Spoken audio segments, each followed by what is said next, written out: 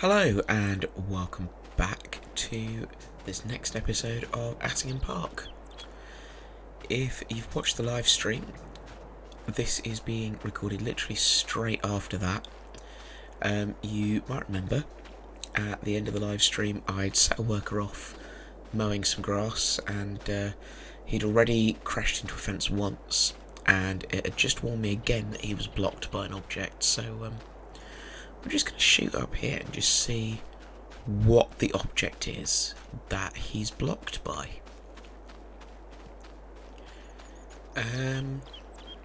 Yeah, and that's the tractor with the tedder that I left there. So I'm blocking the bloke. I'm sorry.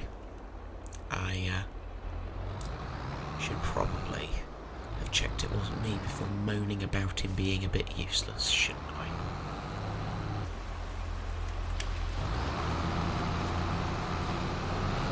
Okie dokie, so I am back getting on with the tedding now. I had to take over from the mower and I just finished the field by hand, because what they were doing, let's get out and show you, they were doing this. So these rows are all really close together, and that's because they were really only using one of the mowers on the rear. So rather than using the whole 9-metre width of the mowing setup, they were doing about 3 metres at a time. So they were really close together like this, rather than being further apart like these are when I took them over. I think I'm flying at the moment, so I'm just going to turn that off. There we go. We're going to hop back in the tractor and carry on heading round. You will also notice it's raining.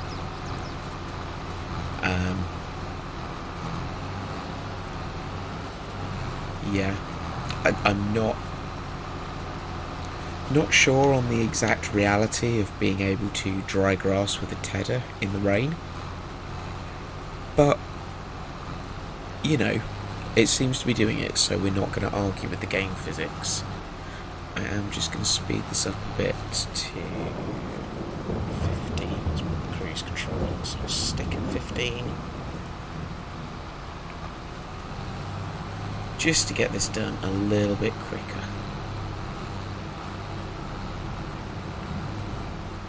Because I'm going to shoot round this field with the tedder,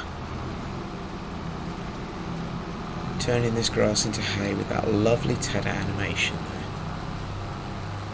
there. And then I'm gonna quickly windrow as well, probably just the bits that the computer did, just to make them a bit easier to go in the baler. And I'll probably, I'll see how it ends up after it's been passed over by the tedder, but I may end up coming over and re-windrowing what I've mown as well. So I will see you when I'm getting on with that.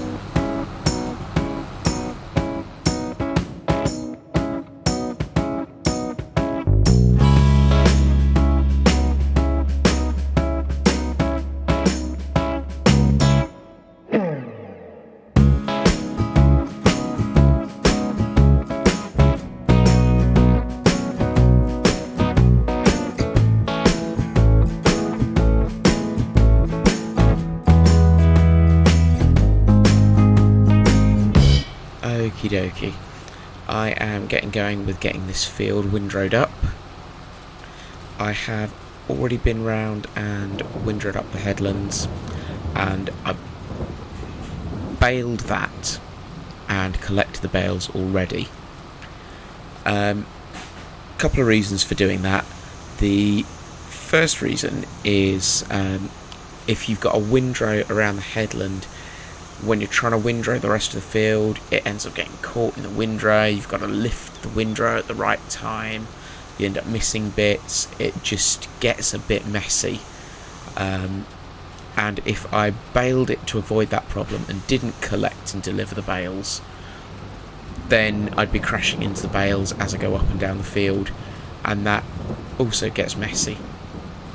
I didn't record that bit, primarily because I wanted to avoid crashing into a fence on the recording.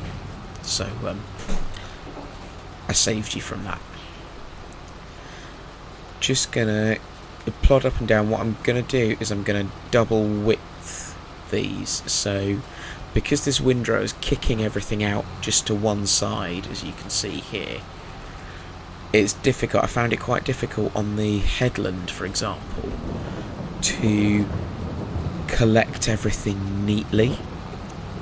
So what I'm doing is I'm going up and down and doing, just kind of merging it all into one larger swath, which A, means I don't have as many trips to make up and down the field with the baler, but B, would just mean that it's a bit neater and there's less likely to get little bits left behind from where the swath is sort of merged, as it is over this side. It's sort of merging into where the grass hasn't quite been merged.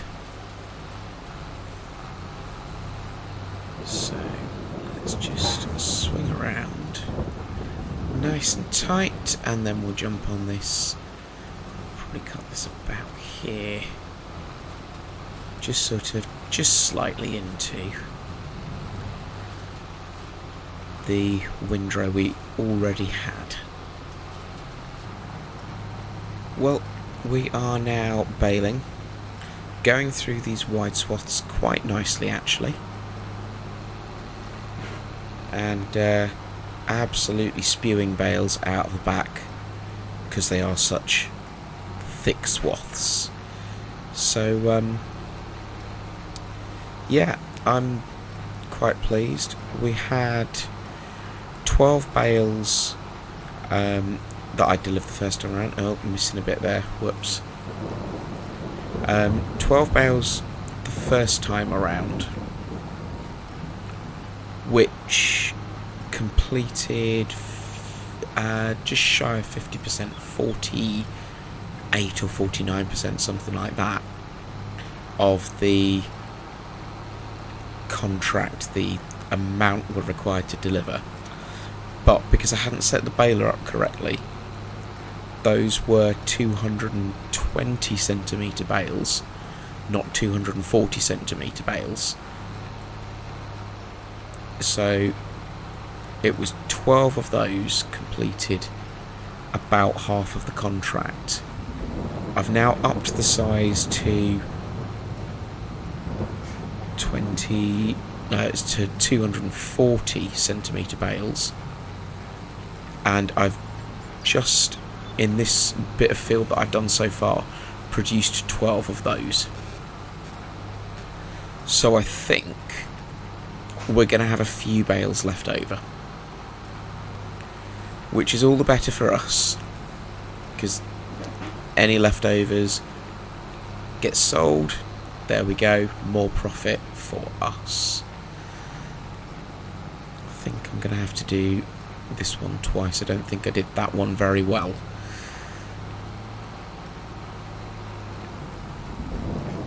But now there's a bale halfway down it.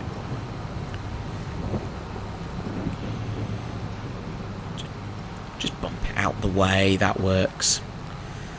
Right, I'm going to keep going with this, and I will see you when it's time for either collection or delivery.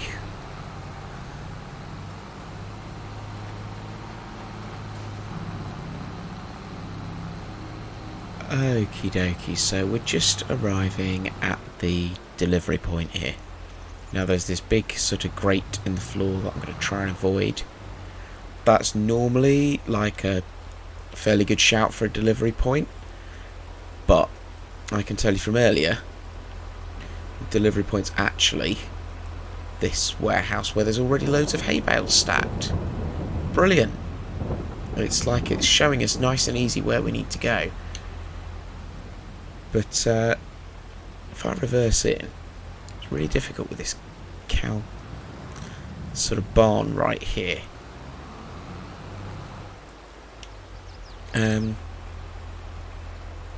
How am I meant to deliver?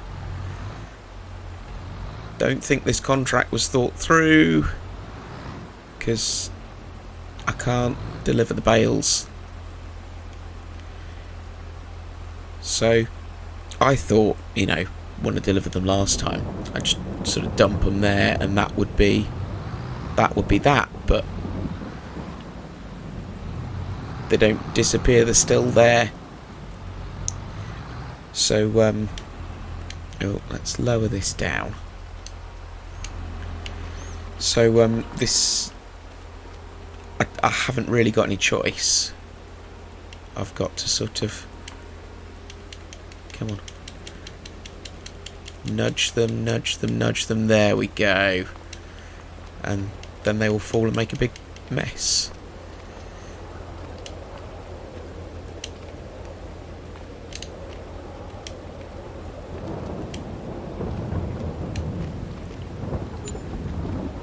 Right, and that's interesting. Our contract is finished and we are just making profit on these. Right, I need to go and collect the rest up. Out of interest, thought you might like to know, we made 40 bales total, so that's another 28 on top of the initial 12 that we made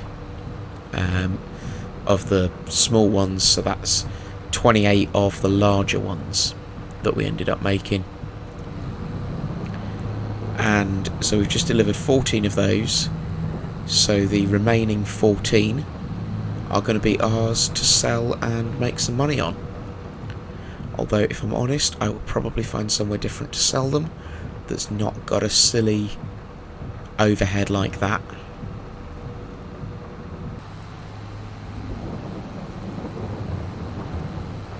Right, so I'm heading along with my 14 bales to sell. And you are not going to believe where we're coming to sell them. Yep. This great big selling grid in the middle also accepts bales,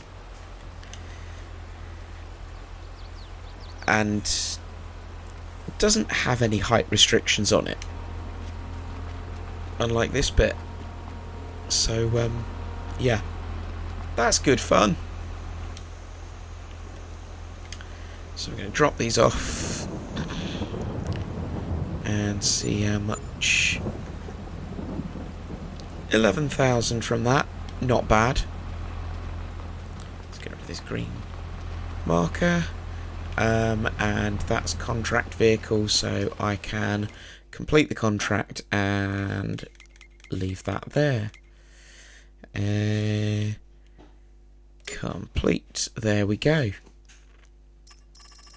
It's getting late in the day, so I don't think I'm going to take on another contract. Good morning and welcome to October. I had rather optimistically got the trailer all ready to load the bales, and yes, it was almost like it was planned that they're in a sort of they're in a neat-ish row, and this will pick them up one by one in a perfect row. I'm going to claim that was planned and not pure coincidence. Our grass fields they're saying they're ready to harvest, but only because they're forage. We will get much better yield if we wait a month, and so that waiting out until they look like this, the sort of yellowed tops, which we don't have yet. So I'm hoping that will come in next month. If not, we'll cut it anyway, because obviously it's going to be winter after that.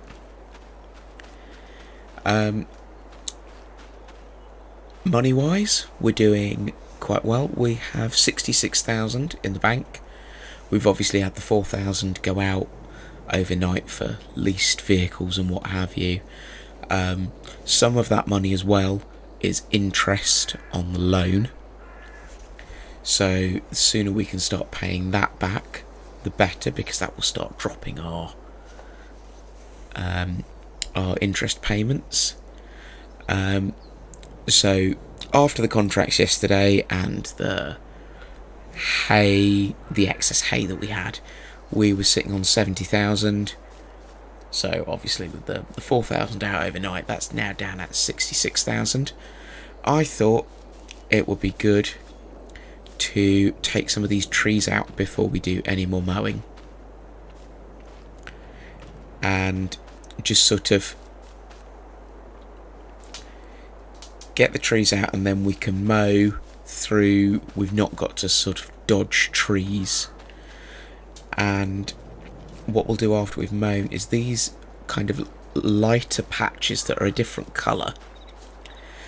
They are technically not the field, so they're not registering as the field, which means that if we buy a fertiliser spreader, for example, these bits won't be fertilised, and we want them to be, because we want to get the most we possibly can out of this field. So probably over winter we'll get a plough, we'll plough these bits out, and then in the spring we'll reseed them. That's the plan. We will get these trees cut down. First things first, I'm going to go, it's over here, isn't it? There's these two kind of little trees. Don't think we're going to get much wood from them, so I'm just going to flat out get rid of them. There we go. Don't you wish you had a magic chainsaw like this?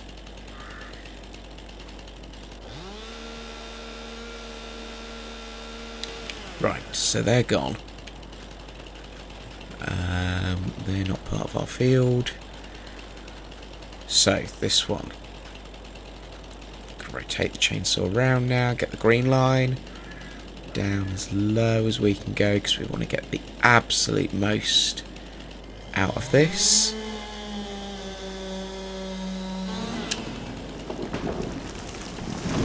And of course that hasn't fallen the way it was meant to. Me and stacking bales doesn't go well, me and logging doesn't go well. Right, and that bit just wants to stay there apparently. Can I pick it up? Yes, I can. Okay. Well, we'll keep that bit and we might do some stuff with it. I'm going to have to get these out of the way. I might just have to be naughty and just drag them, because I need them out of the way for when I'm mowing.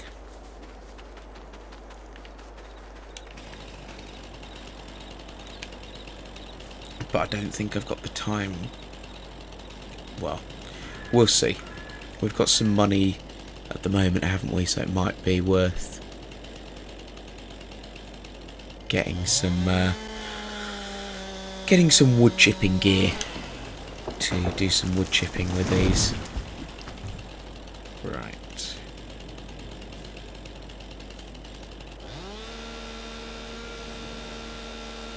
Make sure I'm taking all of the stumps out.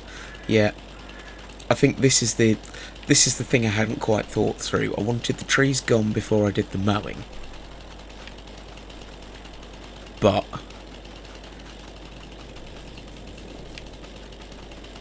I didn't think about where to put the trees or what to do with them.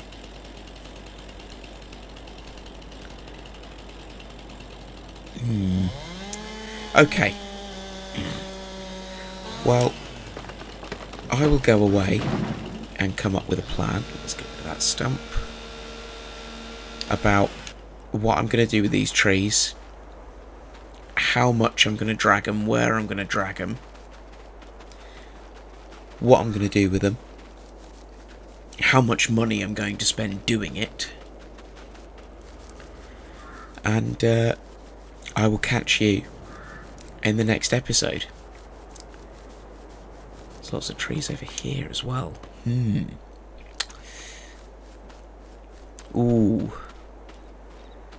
Oh, I'm coming up with so many ideas now. Well, thank you very much for watching.